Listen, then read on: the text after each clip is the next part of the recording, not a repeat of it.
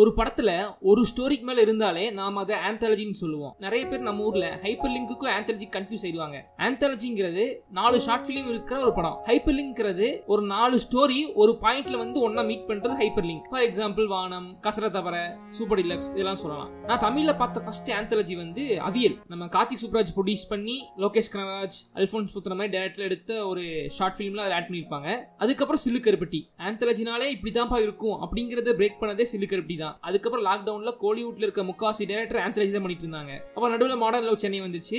அதுக்கப்புறம் தமிழ்ல வந்திருக்க ஒரு ஆந்தாலஜி நிறம் மாறும் உலகில். 4 ஸ்டோரிஸ். அந்த 4 ஸ்டோரியுமே பாத்தீங்கன்னா யாரோ ஒருத்தர் இன்னொருத்தர்கிட்ட நரேட் பண்ற மாதிரி செட்டப் இருக்கு. ஒவ்வொரு ஆந்தாலஜிக்கு ஒரு தீம் ஒன்று இருக்கும். அதை வச்சு தான் அந்த 4-5 ஸ்டோரிஸ் கிரியேட் பண்ணுவாங்க. ஃபார் எக்ஸாம்பிள் சிலுக்கருப்பட்டிக்கு லவ் இருக்கும், பாவக்கதைகள்ல கேஸ்ட் பத்தி பேசியிருப்பாங்க, புத்தம்புது கலையில லாக்டவுன் இஷ்யூ. அந்த மாதிரி இந்த நிறம் மாறும் உலகில் எது தீம்னா அம்மா. அந்த 4 ஸ்டோரியுமே அம்மா எமோஷனை பேஸ் பண்ணது. ஒரு பொண்ணுக்கும் அவங்க அம்மாக்கும் சண்டை. அந்த பொண்ணு ஒரு வருஷத்துக்கு மேல அவங்க அம்மா கிட்ட பேசல.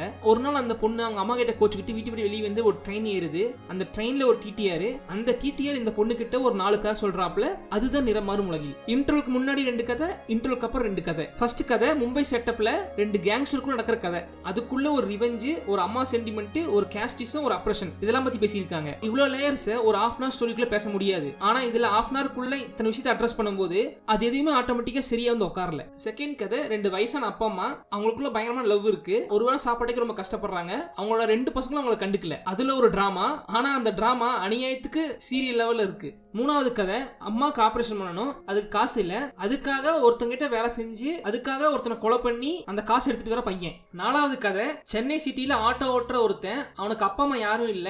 அப்படிப்பட்ட அவன் ஒரு அம்மா தத்தெடுக்கிறான். ஜாலியா பாசிட்டிவா ரொம்ப நேச்சுரலா இருந்த ஒரு ஸ்டோரினா அது இதுதான். இந்த 4 ஸ்டோரியுமே நான் உங்களுக்கு சொல்லும் போது ஒரு படம் பார்க்குற மாதிரி இல்லாம ஒரு நாவல் படிக்கிற மாதிரி ஃபீல் வந்துருக்கும். அதுதான் இந்த படத்துல பிரச்சனை. இந்த படத்துல எல்லாமே ஆல்மோஸ்ட் ஓவர் டிராமாட்டிக்கா தான் இருக்கு. ஃபர்ஸ்ட் கதையில ஒரு டிராமா இருக்கு, அதை முழுநீள படமா சொல்றதுக்கே உள்ள கண்டென்ட் இருக்கு. ஆனா ½ hourக்குள்ள எல்லாத்தையுமே சீக்கிரமா சொல்லி முடிக்குங்கிற ஒரு அர்ஜிலேயே நம்ம மைண்ட்ல எதுவுமே ரெஜிஸ்டர் ஆகாம போயிடுச்சு. ஆனா இந்த ஸ்டோரியில ஒரு நல்ல கேஸ்ட் அண்ட் க்ரூ இருந்துச்சு. அதுல நட்டியோட பெர்ஃபார்மன்ஸ் நல்லா இருந்துச்சு. இந்த ஸ்டோரிக்கு அவங்க கொடுத்த இந்த பிஜிஎம் நல்லா இருந்துச்சு. 2வது ஸ்டோரிலாம் உங்களுக்கு டிபிக்கலா ஒரு டிவி சீரியல் பார்க்க மாதிரி ஃபீல் இருக்கும். அந்த ஸ்டோரியில பாரதி ராஜாவும் வடிவுக்கரசியும் போட்டி போட்டு நடிச்சிருக்காங்க.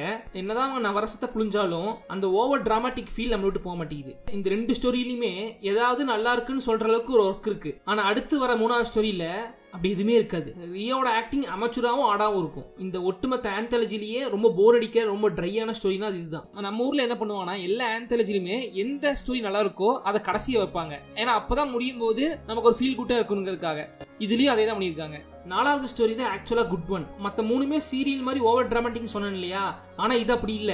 ஸ்டோரி, பெர்ஃபார்மன்ஸ், சாங், தீமனி எல்லாமே ஜாலியாகவும் நீட்டா வந்துச்சு. இதுல சாண்டியோட பெர்ஃபார்மன்ஸ் மேஜர் பிளஸ். இந்த படத்துல சாண்டி ரஜினி ஃபேனா வரனால அவர் ரஜினி மாதிரி பயங்கர ஸ்டைலா பண்ணிட்டு போயிருக்காப்ல. துளசி அம்மா நல்லா நடிச்சிருந்தாங்க. முக்கியமா இதுல நமோ நாராயண் கவுண்டர்ஸ் எல்லாம் சூப்பரா ஒர்க் ஆச்சு. ஹீரோயினா பண்ண ஆர்யா கிருஷ்ணனும் இந்த ரோலுக்கு நல்லாவே செட் ஆயிருந்தாங்க, ரொம்ப அழகா இருந்தாங்க. இந்த மாதிரி இந்த 4த்தையுமே கனெக்ட் பண்ற கான்செப்ட் ஐடியாவா நல்லா இருந்தாலும் கன்வின்சிங்கா இல்ல. அந்த பொண்ணு அவங்க அம்மா கிட்ட கோவப்படுற காரணமும், டிடிஆர் கிட்ட கதை கேட்கற காரணமும், அந்த கதையை கேட்ட அந்த பொண்ணு திருந்துற காரணமும் சுத்தமா ஒட்டவே இல்ல. மேபி டைரக்டருக்கு இது ஃபர்ஸ்ட் படனால அந்த இடத்துல லாக் ஆயிருக்கலாம். இந்த டைரக்டர் நிறைய ஆட் ஃபிலிம் நிறைய சீரியல்ல பண்ணிருக்காரு போல தெரியுது. அதோட ஹேங் ஓவர் அங்கங்க ஸ்கிரீன்ல தெரிஞ்சிட்டே இருந்துச்சு. இதுல மேக்கிங் பிரச்சனை இல்ல, ரைட்டிங் அவுட்டேட்டா இருக்கிறதா பிரச்சனை. இந்த 4 ஸ்டோரிஸை யூடியூப்ல ஒரு ஷார்ட் ஃபிலிமா பார்த்திருந்தா நாமளே இதெல்லாம் அப்ரிஷியேட் பண்ணிருப்போம். ஏன்னா அந்த அளவுக்கு டெக்னிக்கலி ஸ்ட்ராங்கா இருக்கு. ஆனா ஒரு படமா பார்க்கும்போது டைரிங்கா இருக்கு. இந்த பாரதிராஜா வடிவுக்கரசி நடிச்ச ஸ்டோரி எல்லாம் ஏதாவது ஷார்ட் ஃபிலிம் ஃபெஸ்டிவல் அனுப்பிச்சிருந்தா நிறைய அவார்டு வாங்கியிருக்கும். சோ நிறம் மாறும் உலகில் இந்த 4 ஆந்தாலஜில இந்த ஒரு ஸ்டோரி மட்டும் நல்லா இருந்துச்சு. மத்த 3த்துல நட்டி ஸ்டோரி அண்ட் பாரதிராஜா ஸ்டோரியில கூட டெக்னிக்கலி நல்லா பண்ணியிருந்தாங்கன்னு சொல்லலாம். ஆனா ரியோ ஸ்டோரி ரொம்ப அமச்சூர். என்ன பொறுத்த வரைக்கும் ஆந்தாலஜிங்கிறது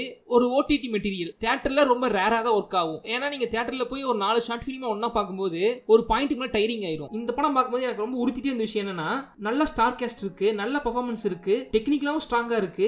இந்த மாதிரி ஒரு கேஸ்ட் அண்ட் க்ரூவை வச்சுக்கிட்டு அவங்க ஃபுல் ஸ்டோரி ஏதாவது எடுத்திருந்தா கூட நல்ல அவுட்டா வந்திருக்கலாம்.